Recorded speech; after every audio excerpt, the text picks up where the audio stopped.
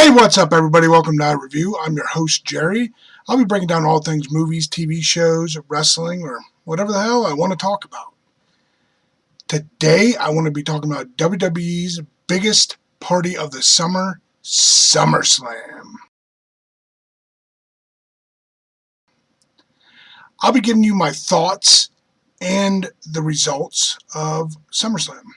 All right, let's jump right into the 6-hour show on the WWE Network, starting with the 3 matches on pre-show. Now, if you see me looking down, it's because I have my notes, and I don't want you to think I'm being rude. So, here we go. Starting off with a 6-man tag team match, the Intercontinental Champion, The Miz and The Miztourage, defeated Jason Jordan and the Hardys. Now, as you can see from Monday Night Raw, that The Miz and everyone was pretty much upset with the way, first off, this match being on the pre-show. I mean, I understand that, but given the fact that it wasn't for the Intercontinental title, which there should have been a match for that.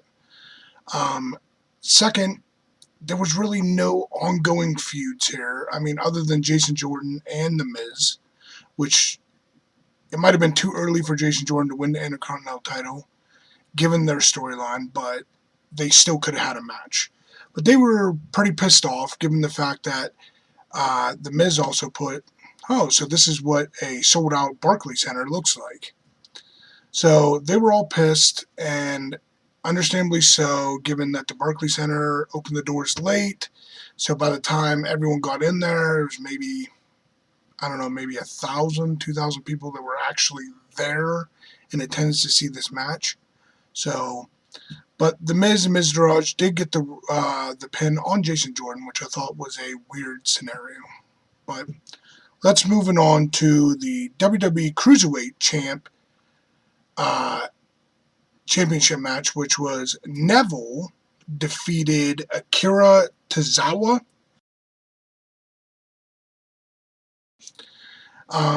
It was otherwise a great match. The only problem is that they showed this match 6 days earlier, and Akira Tozawa, which to me is a really good, he's a really good cruiserweight wrestler. He beat Neville, which he's the king of the cruiserweights, and they wasted that opportunity on Monday Night Raw. And for what? For Neville to win the title back? That just, it seems stupid. And but other than that, the match was really, really good. Just like pretty much all of Neville's matches. Next on the pre-show was the SmackDown Tag Team Champions. It was the Usos defeated the New Day. Once again, probably easy out of the 13 matches, probably the top 2 or 3 match of the night, given the fact that the New Day is phenomenal. The Usos, again, I'm a huge fan of the Usos. The problem with this is, again, we've seen this all happen on SmackDown. The only difference is that New Day just moves their players out. Kofi Kingston and Big E. They just switch them all out and just have them face Usos. And it just seems like there really wasn't any. The build-up for it was nice, but it just, they could have done better build-up. And not sure why. I think New Day should have won, but given SmackDown this week, it kind of builds up for a solid New Day again. So now we're going to move right into the actual show, starting with John Cena defeated Baron Corbin. Big match John, of course, he buried. It was a squash match. He buried Baron Corbin. Some people I've seen said that the payoff for where Baron Corbin tried to cash in his Money in the Bank on Jinder Mahal and failed due to John Cena said that there was really no payoff for that. I didn't see that. Like, John Cena slid out of the match, went over to John Bradshaw and was like, hey, he's in his head. He's thinking about the Money in the Bank briefcase and losing it. Like, he got into Baron Corbin's head, which caused him. It was a quick match. Bad. Baron Corbin has heat, obviously, from all the Twitter shit that he did, putting down fans and stuff like that. It just wasn't. WWE was backing Baron Corbin. Like, he had a lot of people following him, and then because he has an attitude problem, same thing happened to Bobby Lashley. Like, he had an attitude problem, and then they're just like, okay, well, you wanna be a dick? We're gonna treat you like one. Coming next was the SmackDown's Women's Champion. Natalya defeated Naomi. This was a decent match. And the good thing is that it was a shocking ending. Like, Natalya finally got her championship after years of putting people over and doing great. And she's from the Hart dynasty of Bret Hart, Jim Neidhart, Neidhart, Owen Hart, the Hart Dungeon. She was the last person to go through the Hart Dungeon, especially, I think she was really the only female that went through. Naomi found out later on that Naomi actually has a little bit of heat, given that Bradshaw asked her if there was going to be a big entrance for her glow-themed entrance for SummerSlam, and she said yes, which caused WWE to shit. Now we have to come up with something because she ran her mouth, and I think this is just WWE's version of punishing her. And you can see it. Like, usually she comes in and she's holding up the belt and everything's great. SummerSlam, she just kind of was like, I'm losing it. But other than that, I mean, she did very well. I think that it was a decent match, and hopefully maybe she'll get her rematch at the next pay-per-view or, another SmackDown event. She gets her title back, so that way she can go on with her run, but remains to be seen. Next was Big Cass defeated Big Show with Enzo Amore in a shark cage.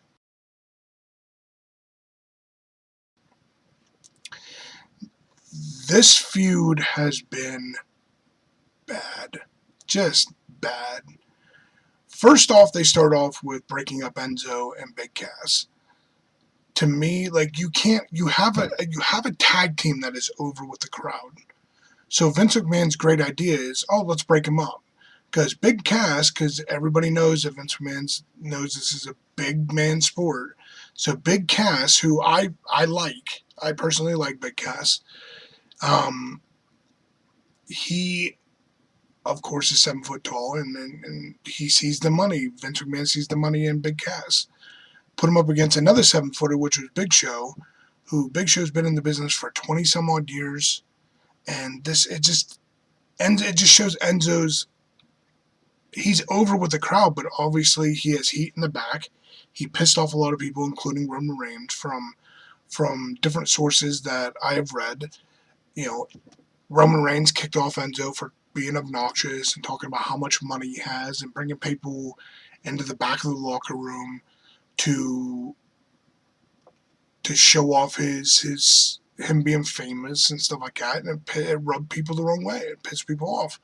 So, but the good thing that you can take away from this match is that it just shows how good Big Show is. I mean, Monday Night Raw, they kayfabe broke Big Show's hand or messed it up pretty well.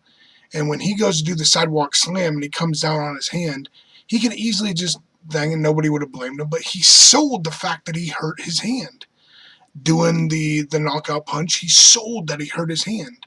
So it just shows how good Big Show is and how good he is as a seller to make Big Cass look good.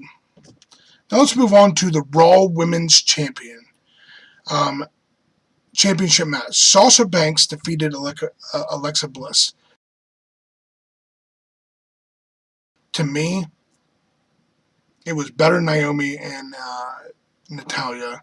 This match is really good. It sucks because Bayley was supposed to be there, and I think I'm a big fan of Bayley. I'm also a big fan of Sasha, though. I think they missed an opportunity by they could have turned Bayley heel at this moment, because I think that's what everybody's calling for now, is take the biggest baby face and turn her heel, and it would just be fresh and original. But it was an awesome match. They both did great. Alexa Bliss, of course, is beautiful. Sasha Banks is beautiful. And Alexa Bliss is just, she is money. Like, she's able to sell and show it. She makes you believe that this feud is real. And Sasha Banks, obviously, being Sasha Banks. She's the boss. Next was Orton defeated Rusev in a squash match. It was just a quick finish. The one thing that was fresh about it was Rusev didn't have his music. Like, he came in, Orton standing on the ring apron doing his I'm great, look at me, Orton. Rusev attacks him and just starts beating him down. But soon as he gets back in the ring, he makes a mistake. Orton hits the RKO out of nowhere. Another good thing that I realized was they're selling the storyline that this RKO is out of nowhere, and it only takes one to defeat pretty much anyone. So, and it can come literally out of nowhere. So, other than that, and maybe a refreshing Rusev attack at the beginning, the match was bad. And Randy Orton's one of my favorites. He's the smoothest, best technical when it comes to making a match look smooth and amazing. Orton's got that, and if he has someone good to work with, and I think Rusev would be good. I think they could have really, really good matches if WWE just gets behind the feud and shows interest in both wrestlers. Instead of doing the 50-50 booking, I don't like that either. Like, just be smart about what you do. Next is one of my favorite wrestlers, the Demon Finn Balor defeated Bray Wyatt, which again is another one of my favorite wrestlers. I was literally Bray Wyatt last year for Halloween. It was a great match. Some people, from what I read, didn't really care for the match because the build up for it wasn't that good. Instead of making Bray who he is, like a cult leader type, they make him look like he's more mystical and he can appear in the ring whenever he wants and, pour in the fake blood on him and stuff like that. But the great thing about it is you got to see Demon Finn Balor, which he also used bits and parts of. You got The Whole World in My Hands, the song that Bray Wyatt sings and stuff like that. So it's kind of like, and Bray Wyatt sells it perfectly. Like, when the Demon comes in, he sells the shockness, like him being scared, almost scared of the Demon. But all around, I think they're both excellent wrestlers. A lot of people didn't like this match. I personally think it was amazing because they're two of my favorite. Next, we're going to go with the Raw Tag Team Championship match. Dean Ambrose and Seth Rollins defeated Cesaro and Sheamus.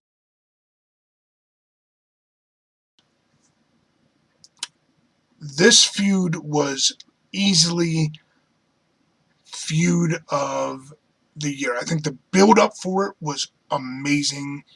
I have some reservations about Roman Reigns and how, if, given the fact that Roman is not really over with the crowd and all this stuff, take him back down to where Seth Rollins and Dean Ambrose, they were both on top, the same as Roman Reigns, and they all got pushed down to mid-card to push other people up, which is fine.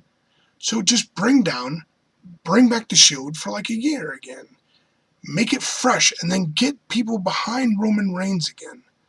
Because Roman Reigns is a good wrestler. He's not truly a technical wrestler, but he's a good wrestler. Same as Cena is, The Rock, and,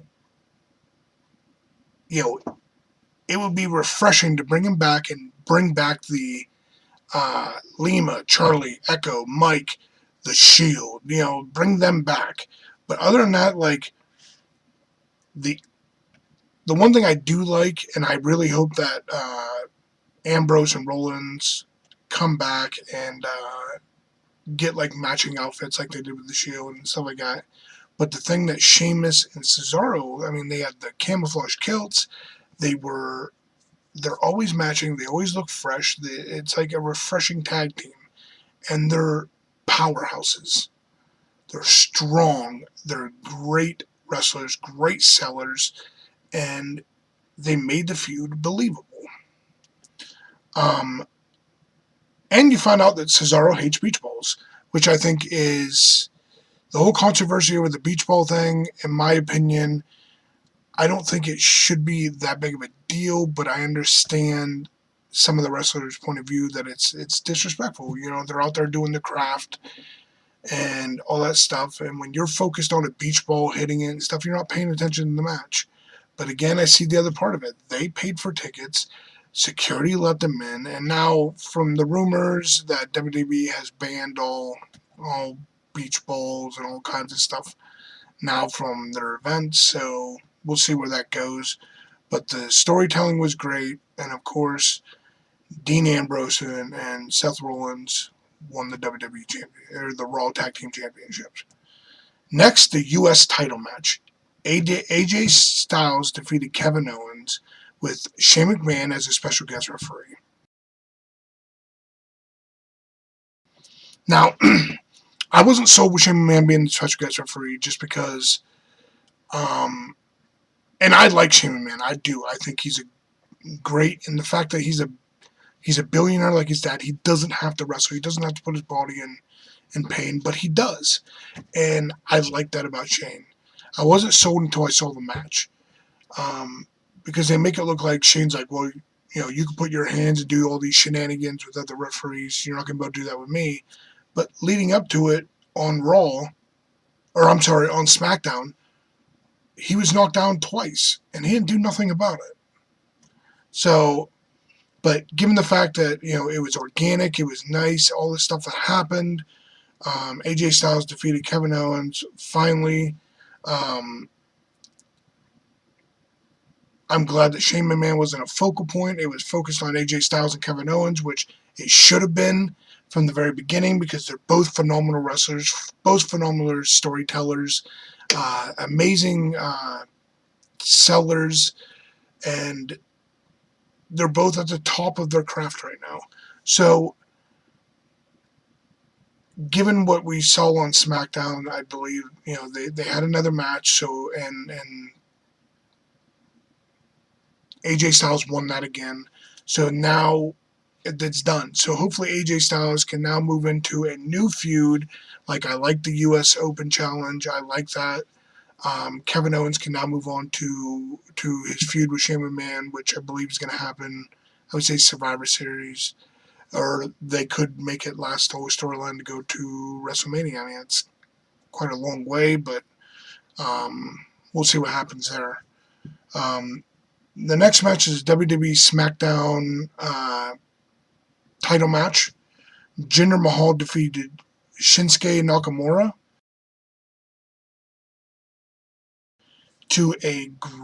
it was a great match. Shinsuke Nakamura being the king of hardcore, the hard style, and Jinder being, he's the muscle man. Great match. The finish happened too early, I think. I think they could have had it go on a little bit longer.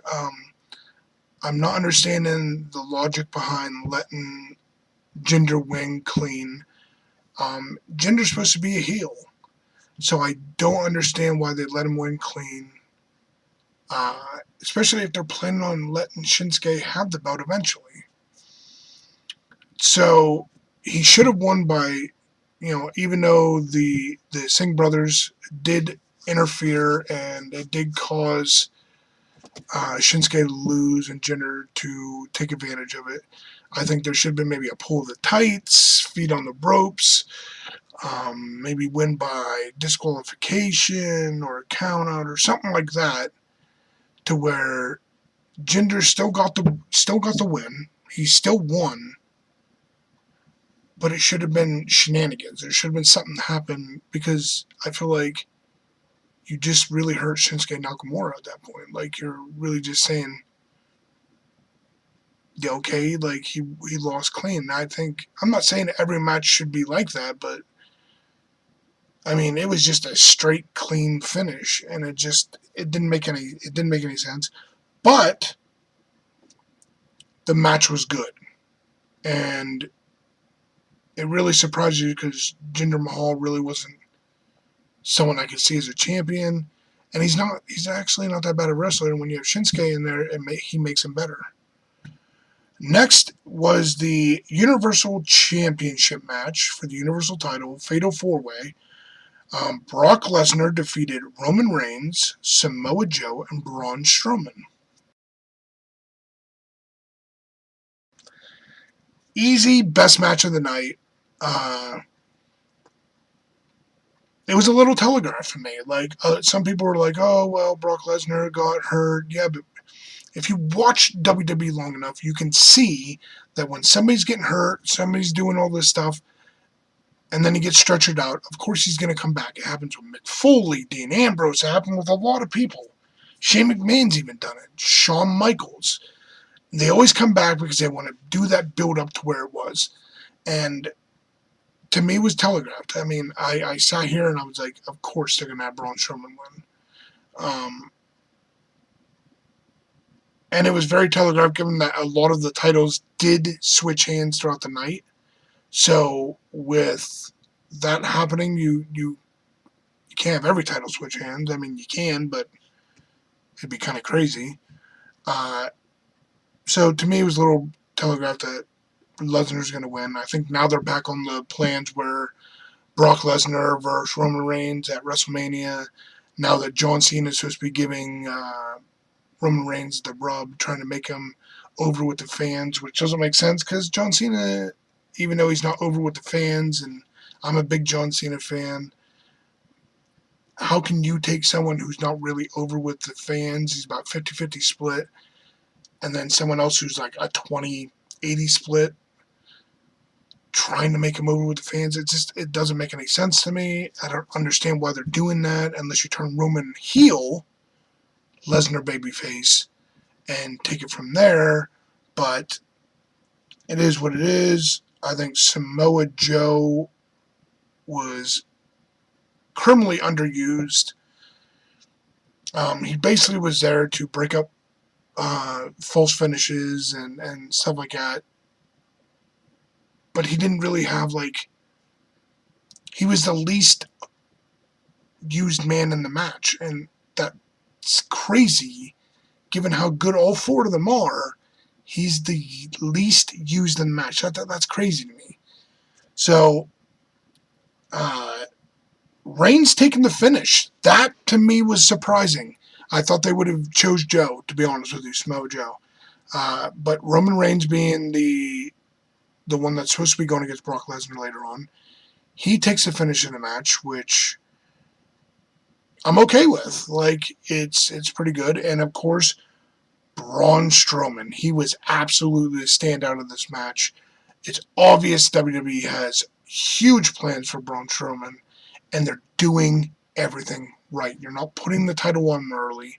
You're not doing all this stuff. You're going to have Brock keep the title till SummerSlam, or till WrestleMania. If that's the storyline that they're going to go, according to Dave Meltzer, that's the plan. So if they're going to do that, that's fine. Have Braun Strowman win the Royal Rumble. You know what I mean? Like, make it a 3-way at WrestleMania. Change it up, because I don't think putting the title back on Roman is the right way to go. Like, he's not over with fans. Turn him heel. Bring him back part of the Shield again. Or bring the Shield up to him.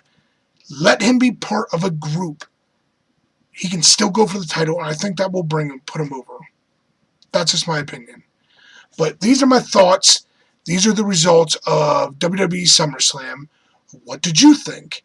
I personally, it was a 6 out of 10 for me for pay-per-views. Out of 13 matches, I think 4 or 5 of them weren't that good. Some of them were fine, and you had maybe 2 or 3 that were just amazing. So that's my story for SummerSlam. So thank you, and I hope to see you guys again. All right, bye.